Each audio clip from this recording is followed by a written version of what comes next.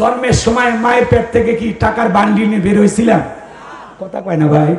জমির দলিল একেবারে শূন্য হাতে ল্যাংটা হয়ে আসছি, দেখে কাপড়টাও ছিল না। কথা কন ঠিক কিনা? আর আজকে আপনাকে কোটি কোটি টাকার মালিক বানাইছে কে? আপনার ব্যাংকে লক্ষ লক্ষ টাকা, আপনি 2-4 বিঘা জমির মালিক। কে দিয়েছেন? কে? আপনি মালয়েশিয়া প্রবাসী, বিদেশে আছেন। আরে ভাই, এটা তো কারো কাছে স্বপ্ন। আপনি যে জায়গায় আপনার অবস্থানে থেকে আপনি খুশি না, এই জায়গায় যাওয়ার জন্য অনেকে স্বপ্ন দেখে। কেউ মেম্বার হওয়ার স্বপ্ন দেখে, চেয়ারম্যান হওয়ার স্বপ্ন দেখে, নেতা হওয়ার স্বপ্ন দেখে। কথা কন ঠিক কিনা? পারস্যের কবি শেখ সাদী রহমতুল্লাহ আলাইহি পায়ের মধ্যে স্যান্ডেল নাই, মনটা বড় খারাপ। ডেকে বলে, আল্লাহ আমি এত বড় কবি আর আমার পায়ে জুতা নাই, মনটা বড় খারাপ। পথ চলতে চলতে তাকায় দেখে আল্লাহর বান্দা একজন বৈশা আছে জমিনের উপরে, যার 2টা পা নাই। শেখ সাদী রহমতুল্লাহ আলাইহি চোখের পানি ছেড়ে দিয়ে কাঁদেন আর ডেকে বলেন, আল্লাহ আমার পায়ে স্যান্ডেল নাই, আমি মন খারাপ করেছি। এই দুনিয়ার জমিনে তোমার এমন বান্দা আছে যার 2টা পা নাই, স্যান্ডেল পায়ে দেবে কোথায়? আল্লাহ গো, তুমি আমারে ভালো রেখেছো। আমার ভাইরা, শেখ সাদী রহমতুল্লাহ আলাইহি সিজদা দিয়ে শুকরিয়া আদায় করলেন। কার? আল্লাহ ইচ্ছা করলে আপনাকে প্রতিবন্ধী বানাইতে পারতো না? কথা বলেন না কেন? একবার কুড়িগ্রামে ওয়াজ করতে গেছিলাম বাজান, আমার আগে যিনি বক্তা ছিল অন্ধ হাফেজ সাহেব, একসাথে খাইতে বসেছি, হঠাৎ করে বিদ্যুৎটা চলে গেল। আমার ভাইয়েরা, হঠাৎ করে বিদ্যুৎ চলে যাওয়ার পরে আমি কর্তৃপক্ষের ভাইদেরকে বললাম, ভাই তাড়াতাড়ি আলোর ব্যবস্থা করেন। এইবার ওই অন্ধ হাফেজ সাহেব আমার হাতটা ধরে ডেকে বলে, হুজুর আজ 52 বছর আমার চোখে কোনো আলো নাই। হুজুর জন্মের পর থেকে আমার যে মামাকে জন্ম দিয়েছেন, মাটা দেখতে কেমন আমি জানি না, আমার বাবা দেখতে কেমন আমি জানি না। বড় হওয়ার পরে পিতামাতা পছন্দ করে বিয়ে দিয়েছে, আমার বউটা দেখতে কেমন, ফর্সা না কালা আমি জানি না। ও হুজুর, বিয়ে করার পরে আল্লাহ কয়েকটি সন্তান দিয়েছে আমাকে, ছেলেগুলো দেখতে কেমন আমি জানি না, মেয়েগুলো দেখতে কেমন আমি জানি না, আমার চেহারাটা ফর্সা না কালো আমি জানি না। ও হুজুর, আসমানটা দেখতে কেমন আমি জানি না, জমিনটা দেখতে কেমন আমি জানি না। আসমান জমিনের মালিক আল্লাহ, জন্মের থেকে অন্ধ বানাইছে। ও হুজুর, দুনিয়াতে চোখের আলো আল্লাহ দেয় নাই, আমি মন খারাপ করি নাই। সেদিন আমার আল্লাহ তাআলা কিয়ামতের ময়দানে চোখের আলো ফিরাইয়া দিবে, ওই দিন যেন চোখের আলো পাওয়ার পরে ওই 2টা চোখ দিয়া সর্বপ্রথম আমি আমার আল্লাহকে যেন দেখতে পাই। আল্লাহ দুনিয়াতে চোখের আলো দেয় নাই হুজুর, আমি মন খারাপ করি না, কিন্তু আল্লাহ তাআলা হাসরের ময়দানে যেদিন আমার চোখের আলো ফিরাইয়া দিবে, সেদিন যেন ওই 2 চোখ দিয়ে 2 চোখ ভরে আমি আমার আল্লাহকে দেখতে পাই। একটা অন্ধ ব্যক্তির সান্ত্বনা কোথায় চিন্তা করা যায়? আমার ভাইরা, কত মানুষ প্রতিবন্ধী, চোখ নেই, 2টা পা নেই, 2টা হাত নেই। আল্লাহ আপনাকে আমাকে সুস্থ রেখেছেন, ভালো রেখেছেন, কেন আল্লাহর শুকরিয়া আদায় করবেন না? কেন কেন? আমার আল্লাহ বলেন, লা ইন শাকারতুম লাযীদান্নাকুম ওয়া লা ইন কাফারতুম ইন্না আযাবি লাশাদীদ। নিয়ামত পাওয়ার পরে যারা শুকরিয়া আদায় করে, আমি আল্লাহ পাক তাদের নিয়ামত সমূহগুলোকে বাড়াইয়া দিই। আর যারা নিয়ামত পাওয়ার পরে না শুকরিয়া আদায় করে, অকৃতজ্ঞ হয়, আমি আল্লাহ পাক তাদের নিয়ামতগুলোকে ছিনায়ে নেই। তাদের জন্য রয়েছে কঠোর আযাব এবং শাস্তির ব্যবস্থা। জোরে কর নাউযুবিল্লাহ। ও ভাই, কেন শুকরিয়া আদায় করবেন না? সুখে থাকি আর দুঃখে থাকি, হাসপাতালে থাকি আর যে অবস্থায় থাকি, সব সময় প্রশংসা হবে কার? আরো জোরে বলেন কার?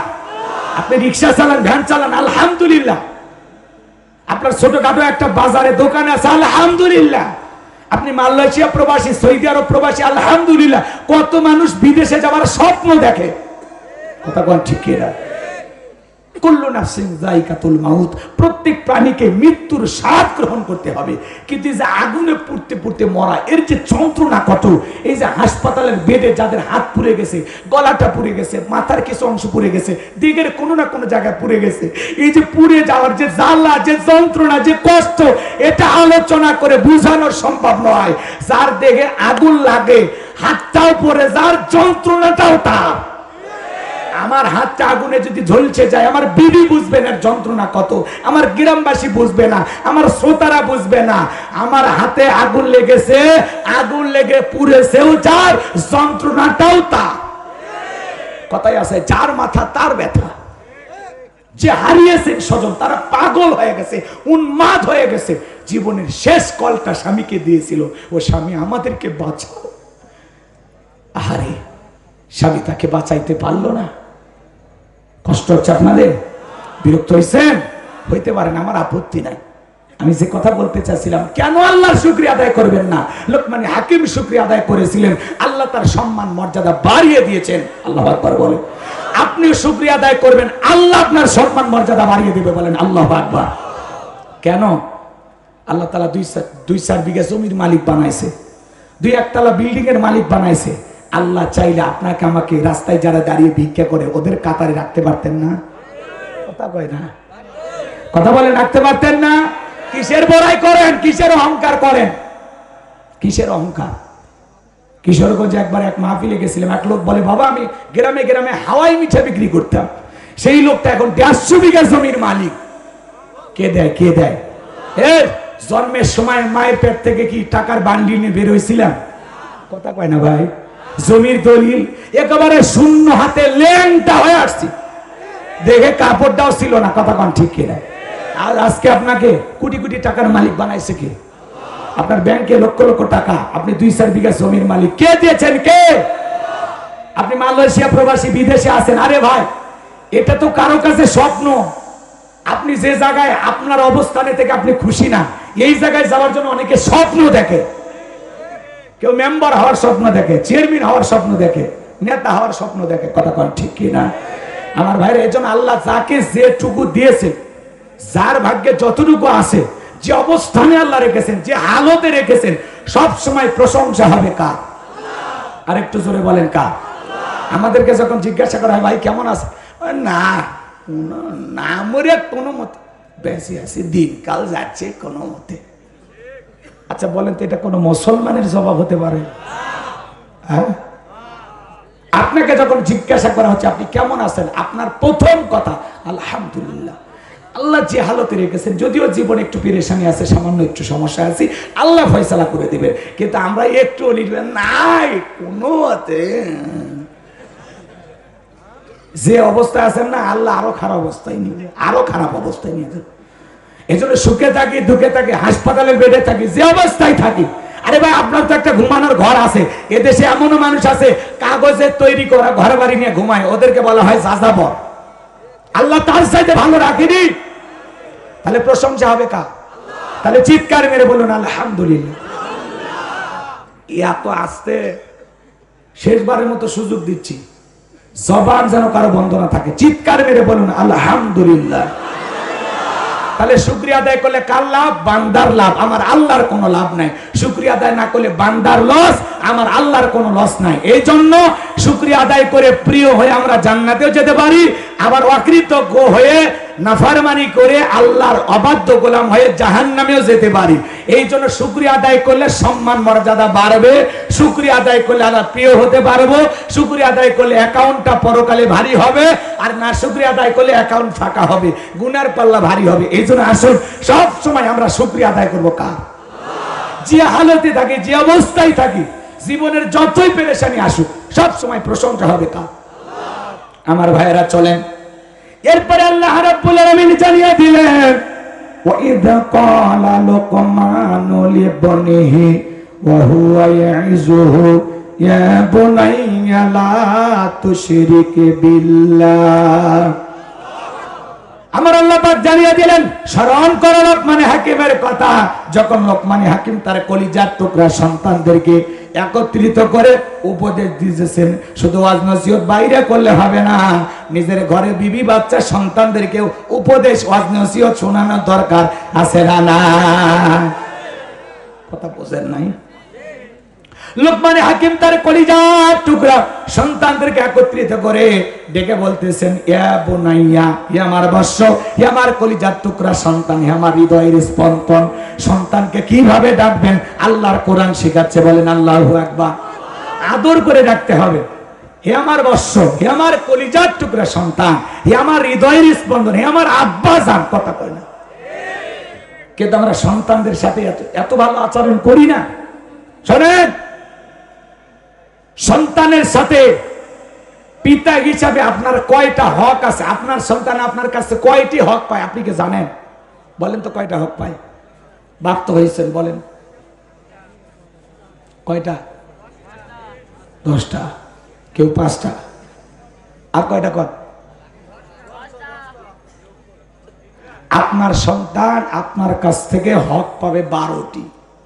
জোরে বলেন কয়টি? এই 12টা হক যদি আমি সঠিকভাবে বলতে যাই কমপক্ষে 3 ঘন্টা ওয়াজ করা লাগবে। ওই দিকে বলার সময় নেই। আপনাদেরকে এদিকে খেয়াল করেন, খেয়াল রাখতে হবে সন্তানের কি কি হক, এটা আপনাকে জানা লাগবে। আপনি যদি সন্তানের হক সঠিকভাবে আদায় করেন, আপনার সন্তানও আপনার হক সঠিকভাবে আদায় করবে, কথা কয় না?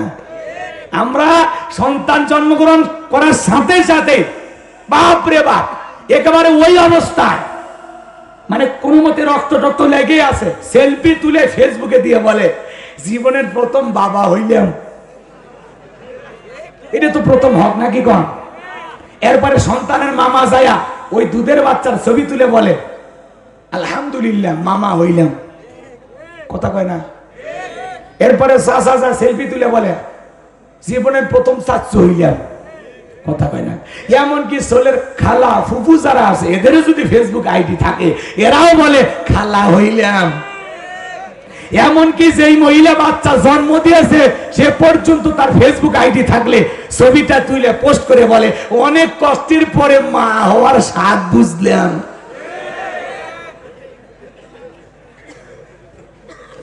আমরা সন্তান জন্মগ্রহণ করার সাথে সাথে সেলফি নিয়ে ব্যস্ত।